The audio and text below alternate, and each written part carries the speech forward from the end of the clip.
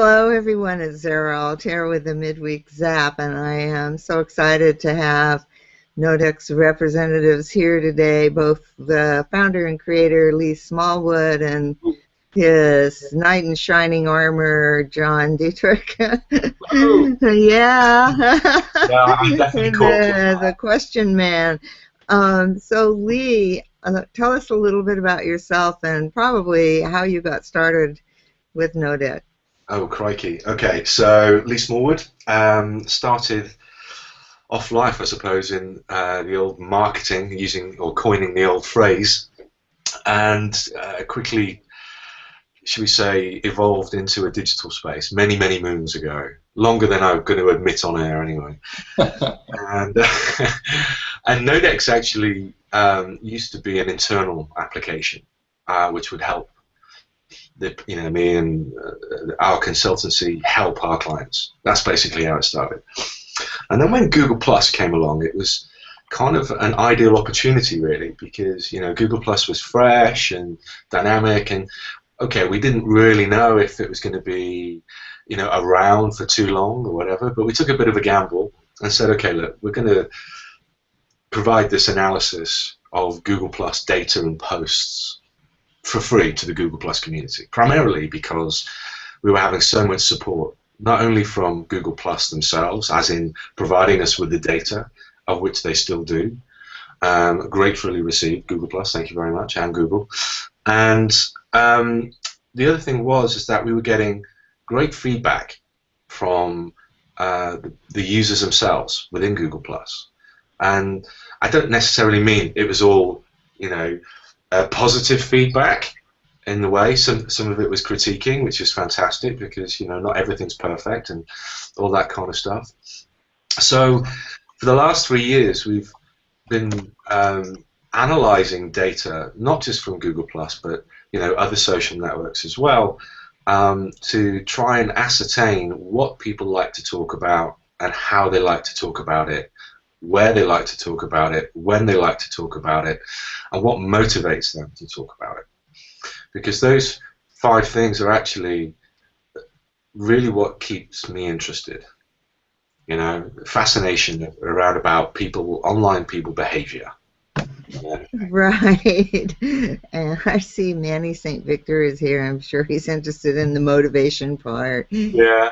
And John, tell us a little bit about you and how you connected with Lee. Well, thanks a lot for having me here. First of all, by the way, my name is John Dietrich, if you haven't met me before. I guess I've been on Google Plus for about 1.5 years.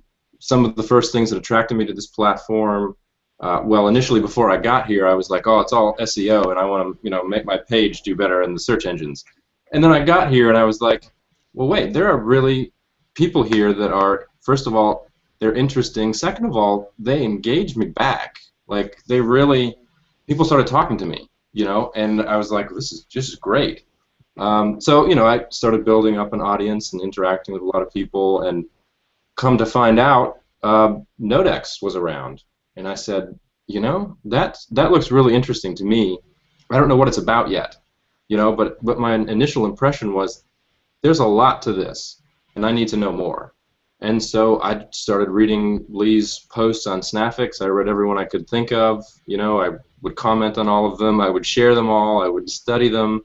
And it all sort of happened because of my interest in NOD3x. So that's kind of what led me to today. I'm working with Lee, and I couldn't be more pleased to do that. We just kind of click, and it works really well. So.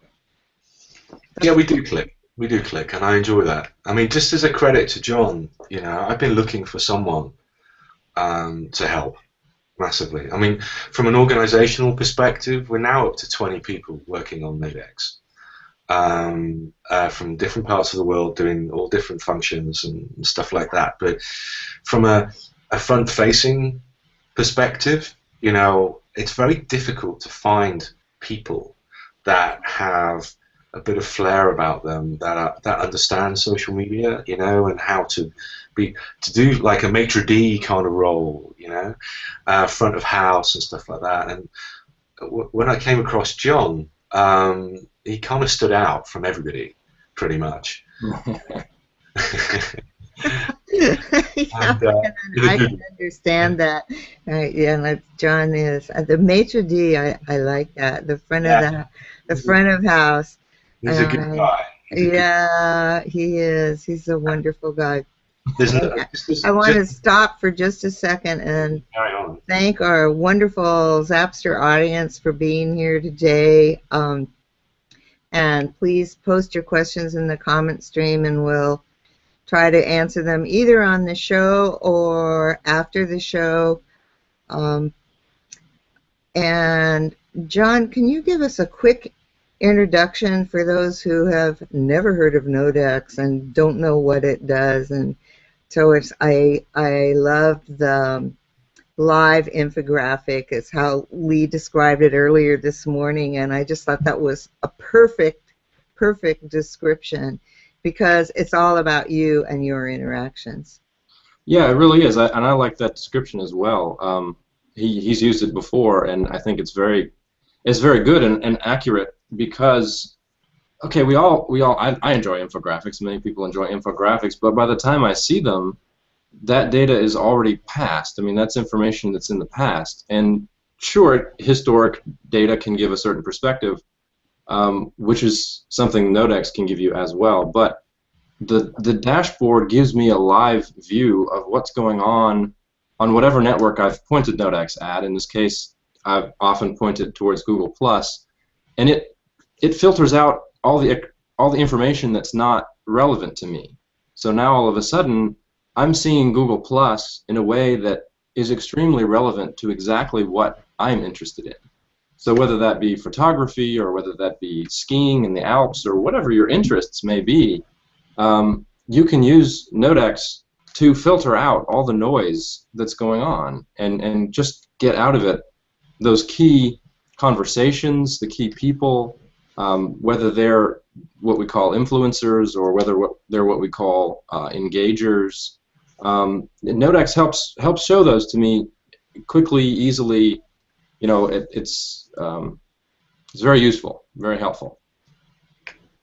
Great. And do either of you have a screen share so we can see the dashboard and kind of get a picture of what the first thing we see is when we get there?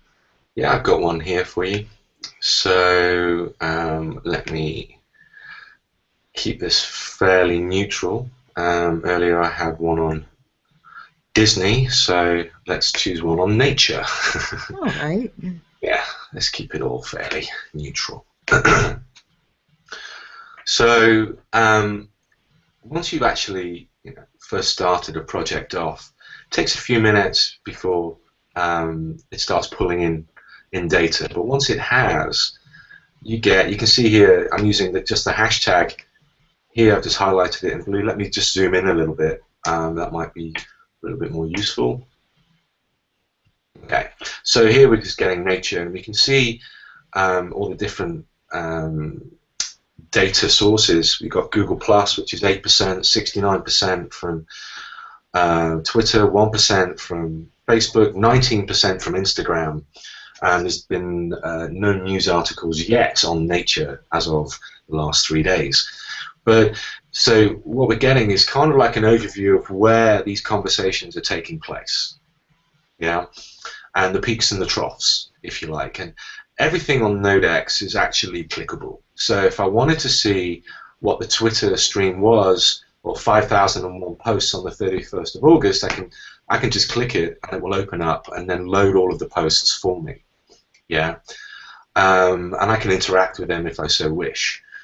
Similarly, if I want to, if I go down to the word cloud and have a little look at what's trending or the most common theme amongst all of those posts, obviously I've got a hashtag nature, but I can see there's photography involved here. I can see there's clouds involved, or beauty. I could click on clouds and get all the things related to clouds that are coming up, including the pictures.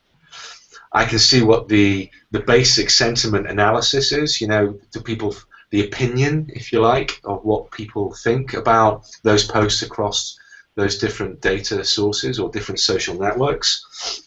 And again, it's a rough guess. It's all algorithmic, So, it's anywhere between 60 and 80% accurate. So it is only not a best guess, but used as a guide, if you like. And then we can see from a country perspective, where in the world people are posting about nature. So I can see from there what's going on and things like this, and where, the darker the color, the more intensely it's been discussed in those countries.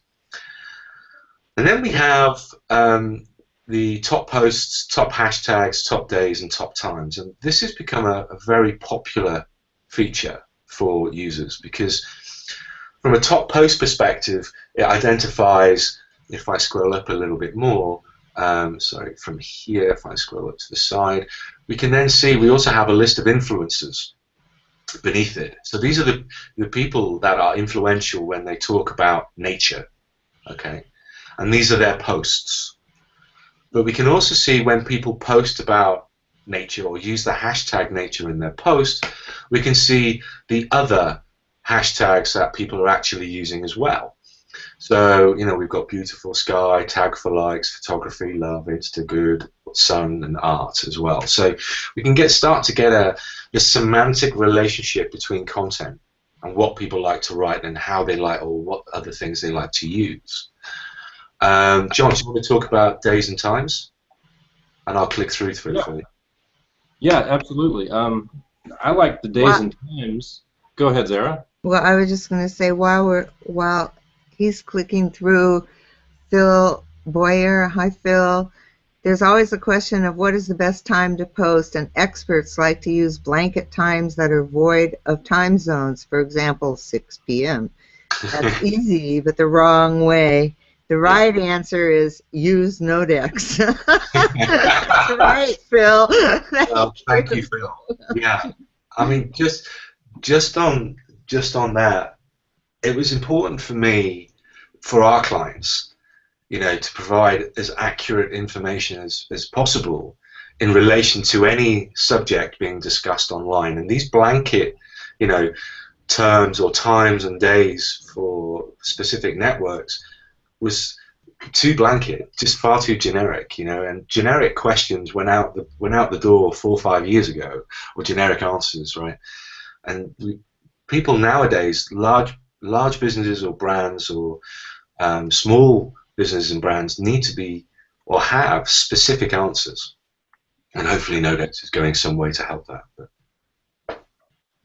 Yeah, just kind of continuing what you're saying there about the top days and times being relevant to the topic, I also like it because I can say, well, what's the best time on Instagram for me to share information?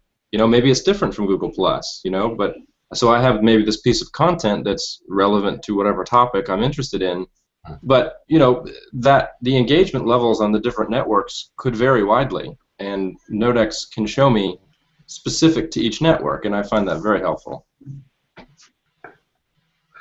Yeah, and then so you've got the top days, top times, and you can associate. This is what I'm showing in UTC +1 at the moment. You can see that 5 a.m., 9 a.m., 8 a.m., 4 a.m. are good times, but obviously 5 a.m. stands out a lot.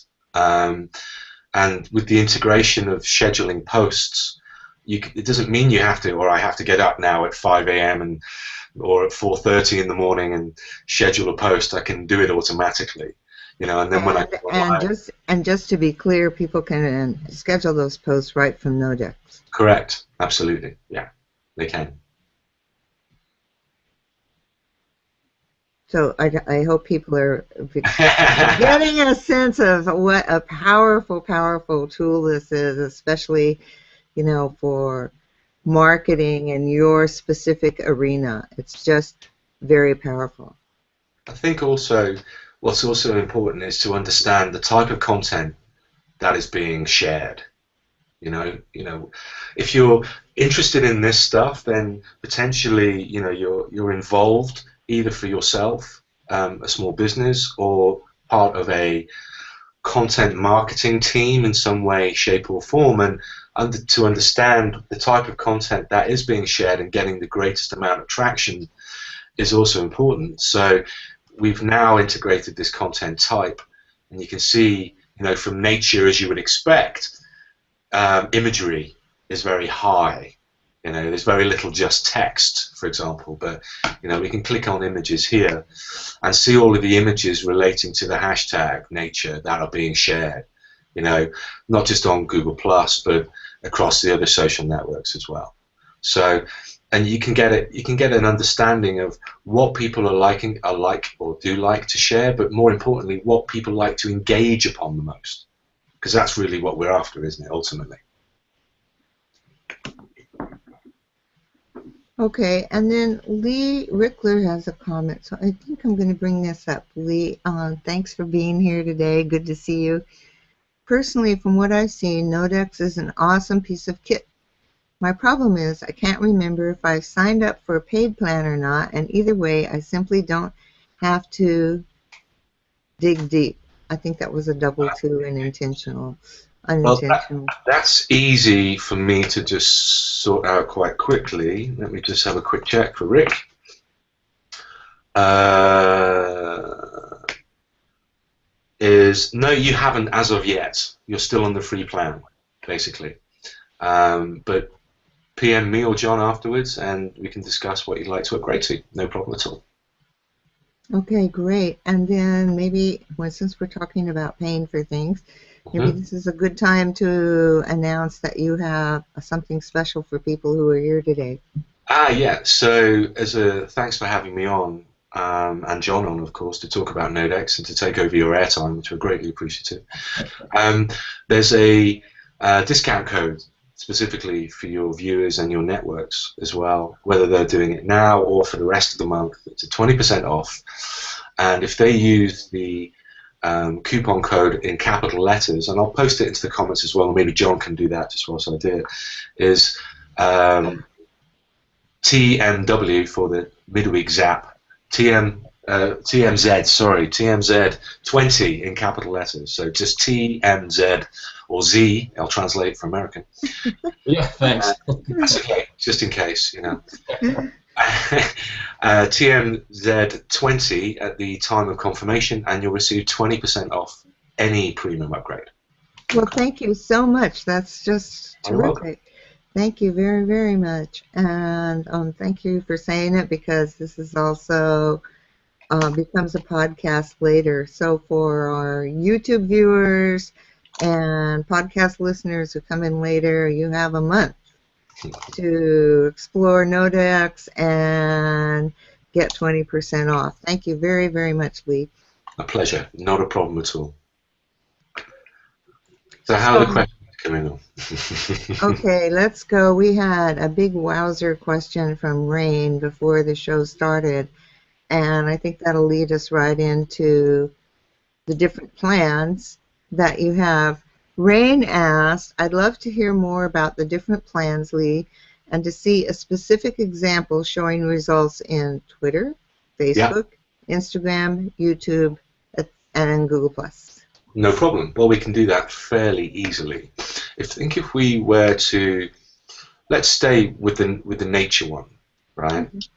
So, well, basically, let's just first talk about the plans, and I'll put a link to it. Why have we got so many plans? Primarily, we've got a plan for if you want to upgrade for what we call G+ Pro, which will enable you to have more projects. It will enable you to have access to Circloscope integration. It will enable you to schedule your posts or analyze and manage Nodex as a brand page so you can engage directly from within Nodex without having to come out again and all of that kind of stuff. So we've got a plan for that. But then we've got a plan or plans for additional data sources. So currently, right now, we've got the Google Plus data, or the Google Plus. We've got, which is free. We've got Twitter. We've got Facebook. We've got Instagram. Next week, we've got LinkedIn coming. The week after that, we've got Vine. The week after that, we've got Pinterest. And the week after that, we've got Tumblr. Okay? So all of these data sources are have a plan. Now, not everybody is using each of the networks. So, you know, to try and say, or bundle everybody together, okay, you can take all of these sources and it will cost you X, which is fine, and we have a plan for that too, you know. But some people, you know, like yourself, maybe are only using LinkedIn, so that's important. Or some people are only using Twitter.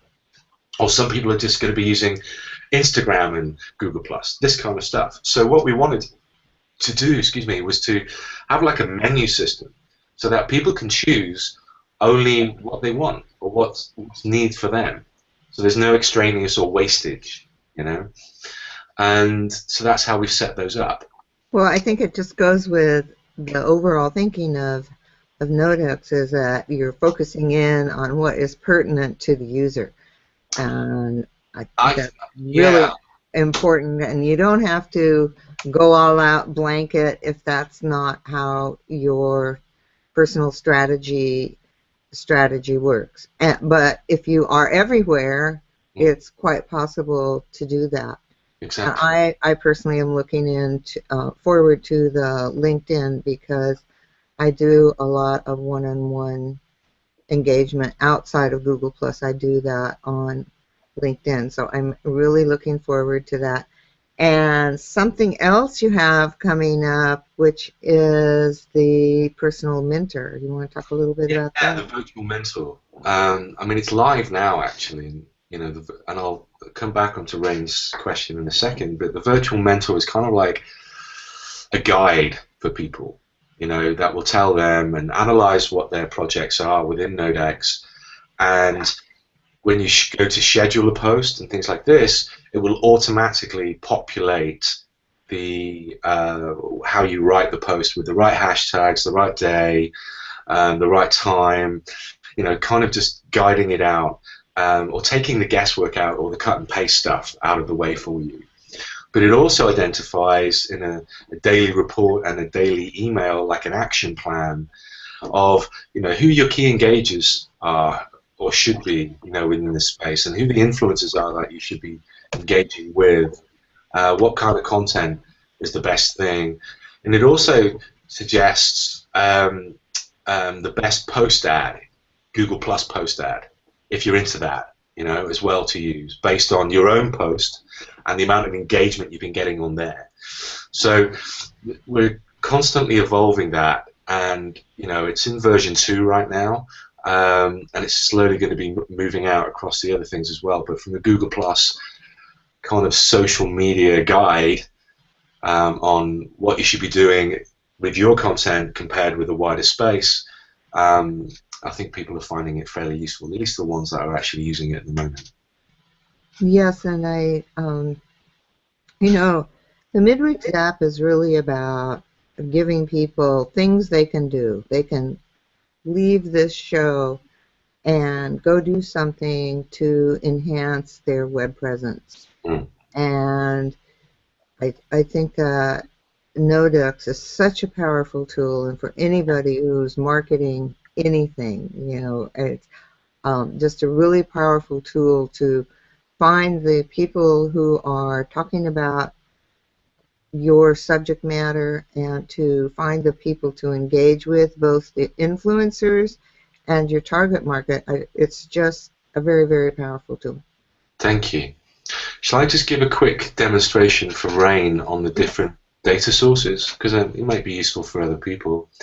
So I'll just quickly just share my screen and just flick through.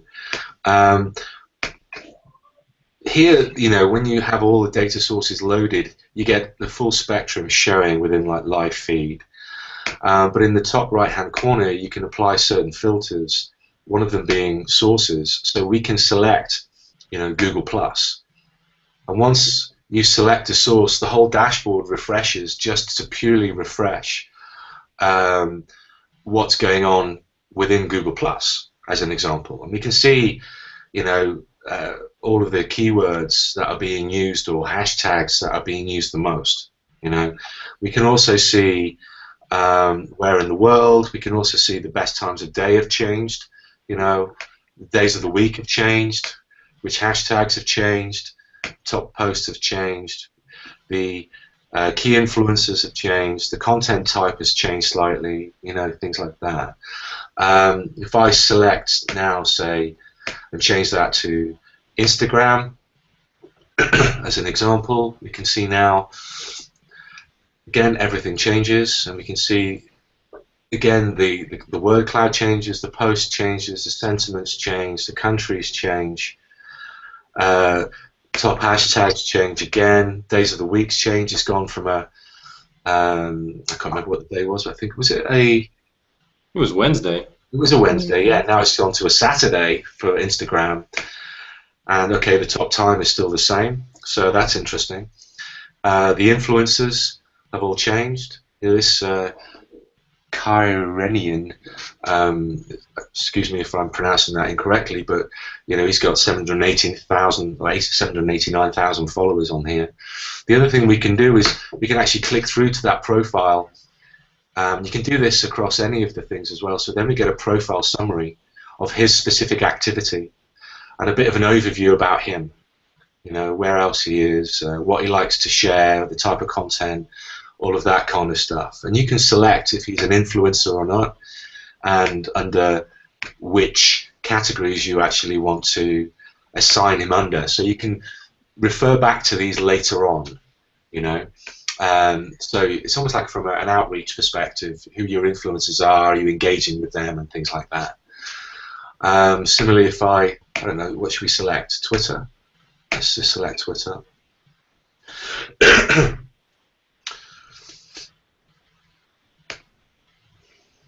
And then Twitter's now come in, it's kicked in, and you can see things have changed again. So you're getting a constant change with a specific reflection on each social network. So as John said before, that you can now hone in on a specific network that's specific to you, and the topic is specific to you as well. Hope that helps. That's really fantastic. It really helps people to fine-tune where they're engaging and what they're doing and how to schedule any posts they want to make on the various platforms. It's just super powerful. But we have a question from Lee Rickler again. Lee, whoops, why is this going away? Here we go. That's why I haven't signed up yet. I think the plans are a bit confusing. I need pictures. For example, on the Google Plus Pro plan, you have, quote, write/schedule content across all your social networks, quote. Does that mean write to Twitter, Facebook, LinkedIn, etc.? So you want to clarify that for me? Yeah, absolutely, and I couldn't agree with you more, Lee. We're currently revising our or each landing page for each of these offerings, just to try and make it easier to understand, and specifically to let's say the Google G Plus Pro plan. We've basically today launched our new one for that. So I'm going to post this into the comments within the what's going on here. There we go, and I've just posted it there for him, for you, Lee. And you can see basically from there what we're trying to get at is just to break everything down step by step by step, what you're able to do, etc. And yes, from a scheduling your content, you can schedule across the majority of the social networks. Okay, you can't share to Instagram as of yet. That's not from us. We're using Buffer app for that, and it works, or NOD3x works with the free and also the premium. So you can share to a Google Plus page, and as many Google Plus pages as you want. Okay, with the premium plan, you can share to Twitter, you can share to LinkedIn, you can share to Facebook, all directly from within NOD3x. Hope that helps. Okay, and then straight feedback from Rain. Rain Dow says, I like the monthly charge, Lee Rickler. It's more flexible depending on what I'm looking for and who. But instant feedback. I want to thank you both for being here and sharing all this information, and especially offering a discount to the viewers and listeners. It's really terrific. You know what? I have one question for you, Lee, and that is, tell us about Thai green curry. Thai green curry. Okay, yeah, I thought you might bring that one up. I love cooking. All right, I'm not saying I'm very good at it, but I love cooking. Now, I haven't killed many people yet that I know of, but I do like spicy food, and I came across a recipe a while back that involves adding fish sauce and fresh coriander and a little bit of basil pesto to the mix. And that's my kind of like secret ingredient for my Thai green curry is the basil pesto. So yeah, try it. It adds that nice little tinge of green. Oh, that's really great, and especially with the fish sauce. It's very Roman and Oh yeah. garum, you know. Don't sniff it on its own. It smells like Oh my gosh, it's very powerful.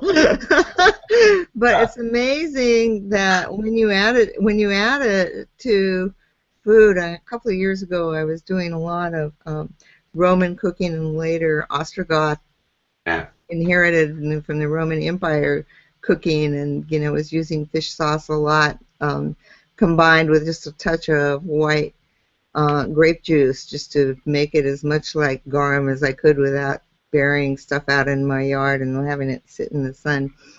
And it's amazing what a pungent taste it adds without that fishy. I mean, you think it's going to be all fishy, but it's not. So I like it. I'm going to have to try your recipe for the green curry. That's really great. I think Kevin has a really good question here. If we've got time for one more. Yeah, go for it. Yeah, he's asking. You want to just highlight it for us there? Yeah, here, let me bring it up. Kevin Burns. Yeah, I think it's a great question. He's asking.